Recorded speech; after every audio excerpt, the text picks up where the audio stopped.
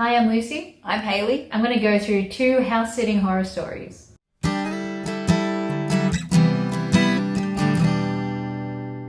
So you have been doing some house sitting previously when you were doing a bit of van life, and we've done a couple of run-throughs ourselves. Practice goes before we go full-time next year. It's been fantastic. There are some things you have to do. I do remember a French bulldog we looked after, getting wrinkle cream in his folds.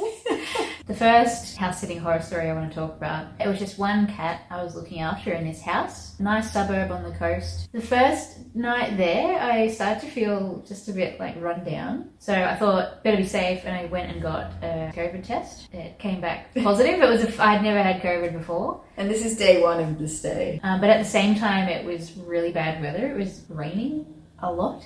I noticed water coming out of one of the light fittings in the bathroom. Oh my god. There was like this puddle on the bathroom floor, and I was like, where's that from? That's scary. So I didn't use that light anymore. Noticed that there was a wet wall. A leak down that wall, wetting parts of our office. There was a leak happening in the fireplace. I think there was a leak somewhere else. God. So like torrential rain happening outside. It was really full on rain, yeah. Leaking house. I had COVID. I felt just exhausted. The cat would start walking on my head and calling out for breakfast at, 4:30, 5 o'clock in the morning. She was adorable, but I just felt so sick. I was sitting there in bed and the cat was on me, and I noticed she had some blood on her head. And the owner had said, I had to brush her every day as well. That was another thing I had to do. Yeah. Brush the cat every day because she might end up with this. She's got this skin thing where she might scratch too much. I was brushing her every day, still doing it. Or you were in like COVID delirium and brushing the walls and then like mopping the cat. Red spot on her head. I was like, oh no. And then told the owner. She just asked me to take the cat down to the vet. But because I felt so sick and out of it, I was a little bit worried about driving. So I had this cat carrier and the cat just walking down the road. Right. It must have been like a K or so away. I don't know. Walking by the traffic, the highway together. Both of us feeling sick. Took her to the vet, and the vet was extremely chatty. I was just there slowly dying, waiting for him to just tell me what I needed to do. And I think it ended up I had to put this cream on her little head every day. On the way back, carrying her, I must have looked pretty stuffed because somebody stopped and they're like, do you want a lift? Right. Never before wanted to take a lift from a stranger so badly. I said no, just had to stick it out for the rest of the stay. It stopped raining by that point, stopped leaking. She was getting her medication. What a time to get COVID. Yeah, so that's one of the house sits that sticks out to me. And so you said you had a second story that sticks out to you. Let's hear it. I was looking after 2 dogs, male and female, cute little terriers. Neither of the dogs were desexed. It turns out that the female was in heat.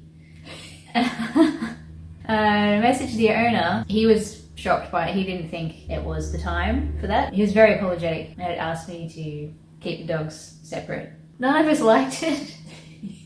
I put the female downstairs, and then upstairs the male would just hang out with me. There was a fence separating a portion of the backyard, so the female could still go outside into the yard, and the male could do the same thing and still be separated by a fence. There was a lot of whinging and crying going on because they still couldn't be together. I saw the male frantically digging and jumping. I mean, I was worried about the neighbours hearing all this they're commotion. probably thinking are these pets okay? Yeah. So then I started to have to time it. One of them would have to be locked inside while the other one had their yard time. Give it a while and then switch them so that the other one had their outdoor time and the other one was stuck inside. And they were just crying all the time. I felt so bad for them. They wanted to just be together. At night, I had to keep them separate. Obviously, before they would sleep in the laundry together, and now they're sleeping separately. So at all hours of the night and morning, there'd be howling going on and crying. I had to wear headphones to bed to sleep. I think I was listening to the sounds of the ocean. I felt so bad for the dogs, but I couldn't do anything for them. No amount of treats and no amount of pats